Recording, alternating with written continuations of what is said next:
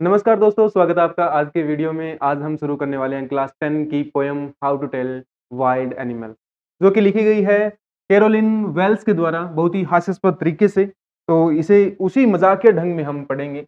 ये एक Asian lion, first stanza जो है वो एक एशियन लायन को पहचानने के बारे में बताया गया है। स्ट्रेंजा की लाइन कुछ ऐसी है: if ever you should go by chance to jungles in the east. East में यहाँ पर एशिया के ही जंगलों के बारे में बात की गई है।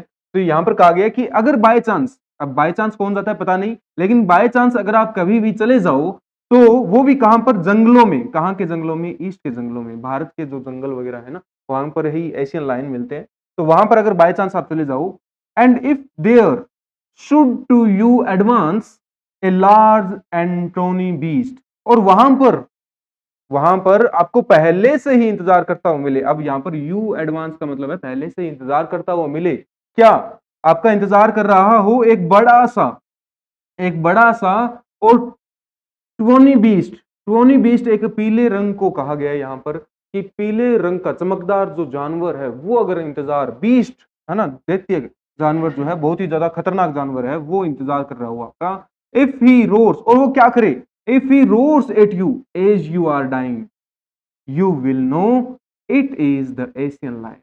तो अगर वो आप पर घुर्राए, रोर करे, है ना, झपटा मारे, और आप मर रहे हो, डाइंग यहां पर शॉर्ट फॉर्म यूज करी गई है राइमिंग वर्ड्स को मैच करने के लिए। तो अगर यहां पर वो क्या करे कि आप पर घुर्राए और आप मर रहे हो, तो आपको जान लेना चाहिए कि वो क्या है, एशियन लायन है। तो एशियन लायन की खासियत बताई गई है कि आप जब किसी जंगलों में जाओ एशिया के, और वहां पर आपका इंतजार कर रहा हो एक पीले रंग का चमकदार प्राणी, वो भी खूंखार प्राणी, बीस्ट इंतजार कर रहा हो, और वहां पर आप जैसे ही पहुंचो और आप मर रहे हो, तो पहचान लेना कि आप वो किसका सामना कर रहे हो, एशियन लायन का सामना कर रहे हो। ठीक है, तो बहुत ही क्लोज कॉम्बैट होगी वो।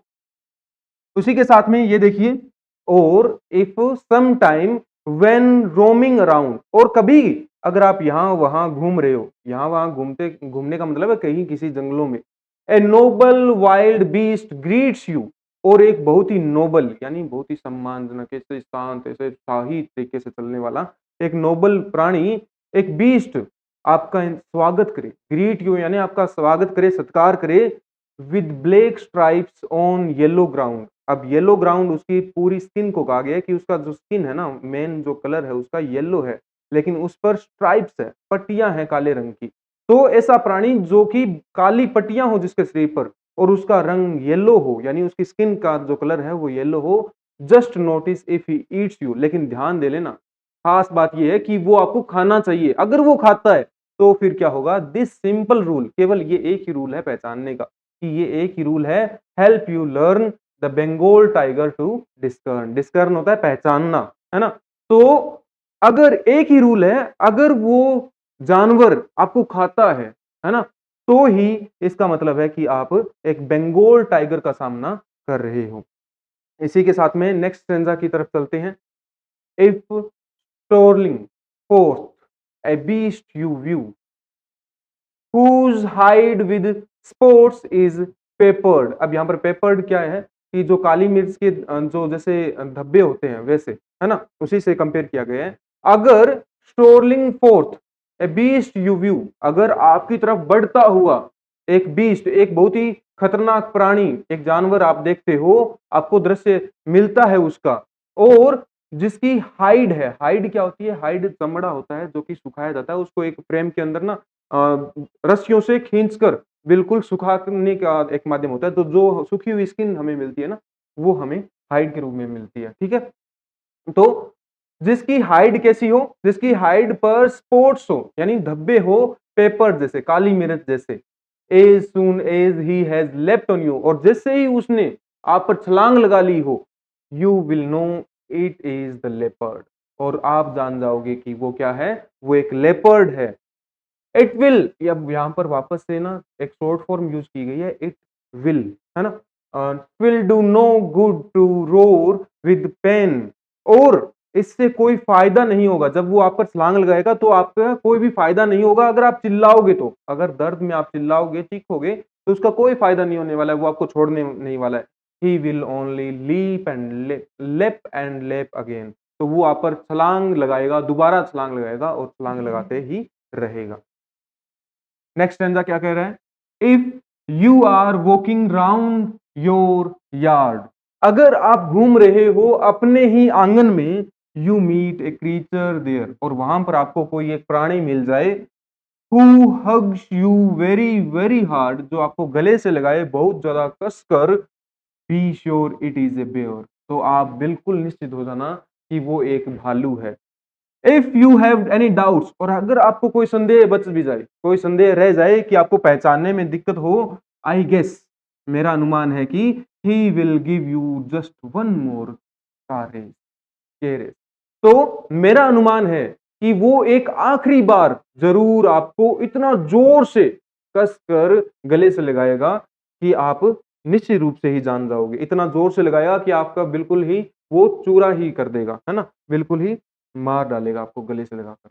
दो to distinguish beast of prey, हालांकि अब अगर आप शिकारियों के भी शिकारी को भी पहचानना चाहते हो, ए नोविस माइट नॉन प्लस, तो एक जो नवसिखिया है, जो अभी अभी ऐसे जंगली जानवरों के बारे में जान रहा है, तो वो गलती कर सकता है।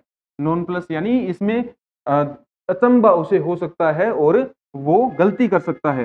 द क्रोकोडाइल यू ऑलवेज में टेल फ्रॉम द हाइनास दस, और इस प्रकार से आप एक क्रोकोडाइल को, अगर आप नॉन प्लस नोविस नहीं हो और नॉन प्लस जैसी हरकतें नहीं करते हो, कोई ऐसे पागलों जैसी बड़ी ही बेवकूफी भरी हरकतें नहीं करते हो, तो आप जरूर ही क्रोकोडाइल से आप हाइनास को अलग बता पाओगे। किस प्रकार से?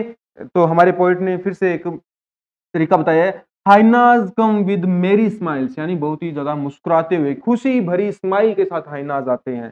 तो आपको स्माइल ये देखो दिखाई दे रही होगी ना, तो वो बहुत ही खुशी भरी स्माइल के साथ में, मेरी स्माइल्स के साथ में आते हैं। But if they weep they are crocodile, और अगर वो रोते हैं तो वो अवश्य ही क्रोकोडाइल है। यहाँ पर वो क्रोकोडाइल और हाइनाज की बात नहीं कर रहे हैं, बल्कि बात कर रहे हैं लोगों की, है ना।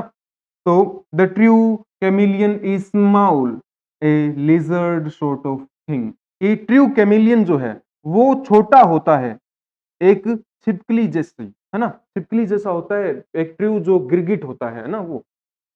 ही hasn't any ears at all, उसके कोई भी कान नहीं होते हैं, and not a single wing, और ना ही उसके कोई पंख पंख होते हैं। If there is nothing on the tree, और अगर पेड़ पर कुछ भी नहीं है, अगर पेड़ पर कुछ भी नहीं है, it is the chameleon you see, तो वो वही गिरगिट है जो उस पेड़ पर मौजूद है, और आपको जान लेना चाहिए कि आप उस गिरगिट को देख रहे हो अगर पेड़ पर आपको कुछ भी दिखाई नहीं देता है। तो दोस्तों ये हमारी पोएम थी। उम्मीद है आपको पोएम हमारी पसंद आई होगी। हमारे साथ जुड़े रहने के लिए धन्यवाद। We are एग्रीलेस।